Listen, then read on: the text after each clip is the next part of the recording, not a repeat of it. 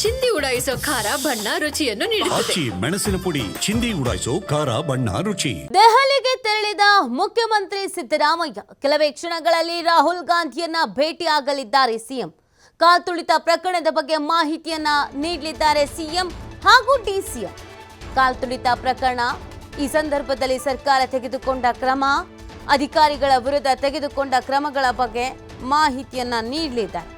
ಚಿನ್ನಸ್ವಾಮಿ ಕ್ರೀಡಾಂಗಣದಲ್ಲಿ ಕಾಲ್ತುಳಿತ ಪ್ರಕರಣಕ್ಕೆ ಸಂಬಂಧಪಟ್ಟಂತೆ ಸಿಎಂ ಮತ್ತು ಡಿಸಿಎಂ ಇವತ್ತು ಅವರ ಹೈಕಮಾಂಡ್ ನಾಯಕರ ಜೊತೆಗೆ ಚರ್ಚೆ ಮಾಡ್ತಾರೆ.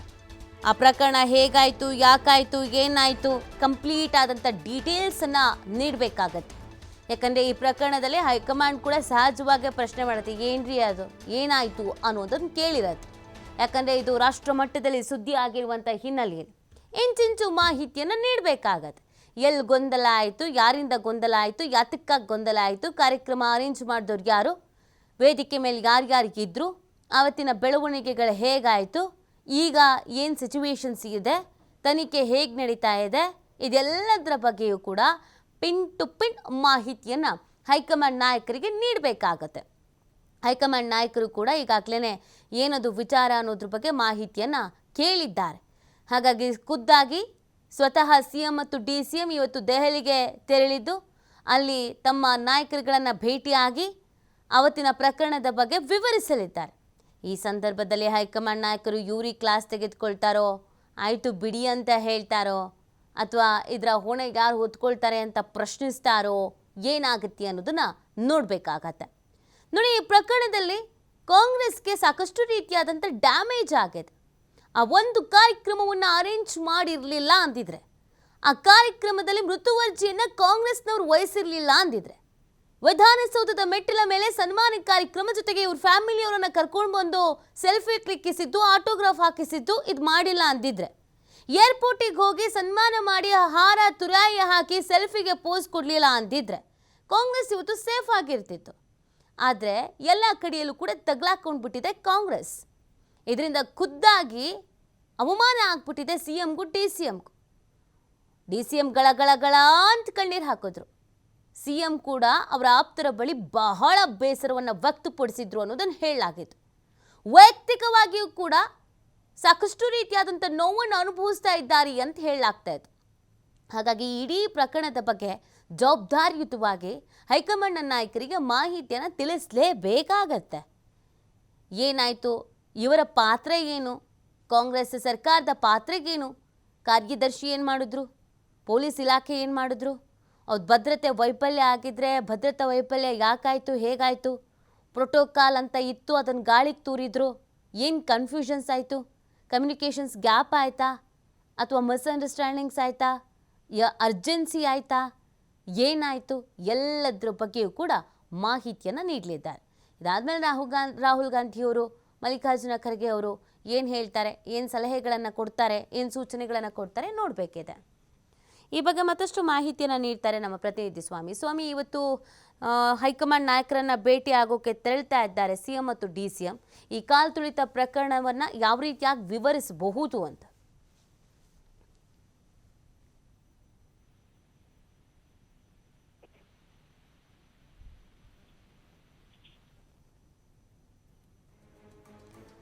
ಓಕೆ, ಕರೆ ಕಟ್ಟಾಗಿದೆ.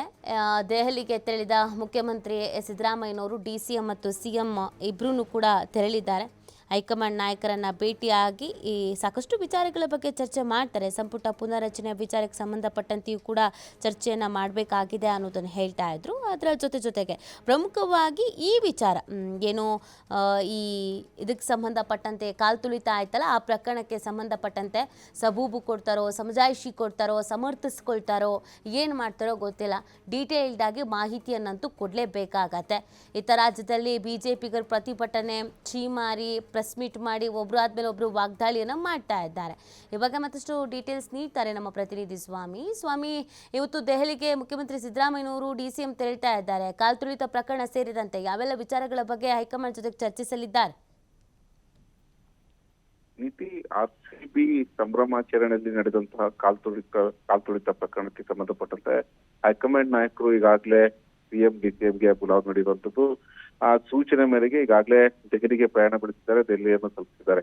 11 ಗಂಟೆಗೆ ರಾಹುಲ್ ಗಾಂಧಿ ಸೇರಿದಂತೆ ಎಐಸಿಸಿ ಅಧ್ಯಕ್ಷರಾದಂತಹ ಮಲ್ಲಿಕಾರ್ಜುನ್ ಖರ್ಗೆ ಹಾಗೂ ರಾಜ್ಯ ಕಾಂಗ್ರೆಸ್ ಉಸ್ತುವಾರಿ ಸುರ್ಜೇವಾಲಾ ಹಾಗೂ ಪ್ರಧಾನ ಕಾರ್ಯದರ್ಶಿ ವೇಣುಗೋಪಾಲ್ ಅವರನ್ನ ಇವತ್ತು ಭೇಟಿ ಮಾಡಲಿದ್ದಾರೆ. ಈಗಾಗಲೇ ರಾಜ್ಯಾದ್ಯಂತ ಹಾಗೂ ರಾಷ್ಟ್ರೀಯ ಮಟ್ಟದಲ್ಲಿ ಈ ಕಾಲ್ತುಳಿತ ಪ್ರಕರಣ ಅಂದ್ರೆ 11 ಜನರ ಸಾವಿನ ಪ್ರಕರಣ ಈಗಾಗಲೇ ಸಾಕಷ್ಟು ಸಾವಿರುವಂತದ್ದು. ಇದ್ರ ಜೊತೆಗೆ ರಾಜ್ಯದಲ್ಲಿ ವಿಪಕ್ಷಗಳು ಸಿಎಂ ಸೇರಿದಂತೆ ಗೃಹ ಸಚಿವರು ಹಾಗೂ ಡಿಸಿಎಂ ತಲೆದಂಡಕ್ಕೆ ಆಗ್ರಹ ಪಡಿಸ್ತಾ ಇದೆ, ಆ ಹೋರಾಟದ ಮೇಲೆ ಹೋರಾಟ ಮಾಡ್ತಾ ಇದೆ. ಹಾಗಾಗಿ ಎಲ್ಲವಿದ್ದ ಕೂಡ ಈಗಾಗಲೇ ರಾಜ್ಯ ಸರ್ಕಾರ ಒಂದಿಷ್ಟು ಇಕ್ಕಟ್ಟಿಗೆ ಸಿಕ್ಕಿರುವಂತದ್ದು. ಜೊತೆಗೆ ಈ 11 ಜನರ ಸಾವಿನ ಪ್ರಕರಣದಲ್ಲಿ ಯಾರು ಹೊಣೆ ಎಂಬ ಪ್ರಶ್ನೆಯನ್ನ ಇಟ್ಕೊಂಡು ಈಗಾಗಲೇ ವಿಪಕ್ಷಗಳು ಸಾಕಷ್ಟು ಬೀದಿಗಿಳಿದು ಹೋರಾಟ ಮಾಡ್ತಾ ಇದೆ. ಹಾಗಾಗಿ ಇದಕ್ಕೆ ಸಂಬಂಧಪಟ್ಟಂತೆ ಯಾವ ಕ್ರಮಗಳನ್ನ ತೆಗೆದುಕೊಂಡಿದ್ದೀರಾ ಅನ್ನೋದು ಹೈಕಮಾಂಡ್ ನಾಯಕರು ಒಂದು ಪ್ರಶ್ನೆ ಮಾಡಿದ್ರು. ಆ ವರದಿಯನ್ನ ಸಲ್ಲಿಕೆ ಮಾಡೋದಕ್ಕೆ ಇವತ್ತು ಹೈಕಮಾಂಡ್ ನಾಯಕರನ್ನ ಸಿಎಂ ಸಿದ್ದರಾಮಯ್ಯನವರು ಸೇರಿದಂತೆ ಡಿಸಿಎಂ ಡಿ ಕೆ ಶಿವಕುಮಾರ್ ಭೇಟಿ ಮಾಡ್ತಾ ಇರುವಂತದ್ದು.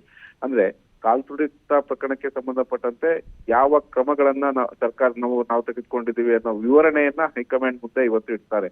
ಪ್ರಮುಖವಾಗಿ 11 ಜನರ ಸಾವಾಗಿದೆ.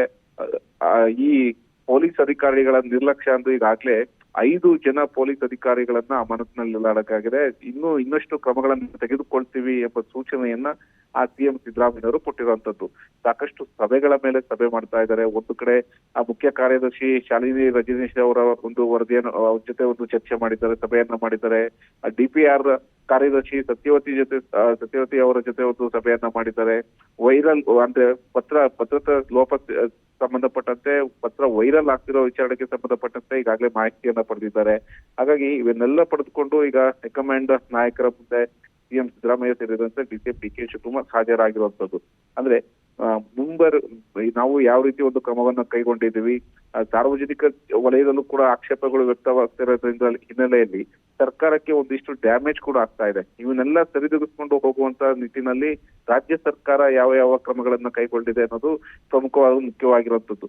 ಹಾಗಾಗಿ ಇವತ್ತು ಅಂದ್ರೆ ಇದಕ್ಕೆಲ್ಲ ಕಾರಣ KSPA ಆಡಳಿತ ಅನ್ನೋದು ಕೂಡ ಈಗಾಗಲೇ ಸಿಎಂ ಸಿದ್ದರಾಮಯ್ಯ ಸೇರಿದಂತೆ ಹಲವು ಸಚಿವರು ಹೇಳಿರುವಂತದ್ದು. ಅಂದ್ರೆ ಅಲ್ಲಿ ತೆಗೆದುಕೊಂಡಂತ ಒಂದು ಭದ್ರತಾ ನಿಯಮಗಳಿಗೆ ಸಂಬಂಧಪಟ್ಟಂತೆ ಅದಕ್ಕೂ ರಾಜ್ಯ ಸರ್ಕಾರಕ್ಕೂ ಒಂದು ಸಂಬಂಧ ಇಲ್ಲ.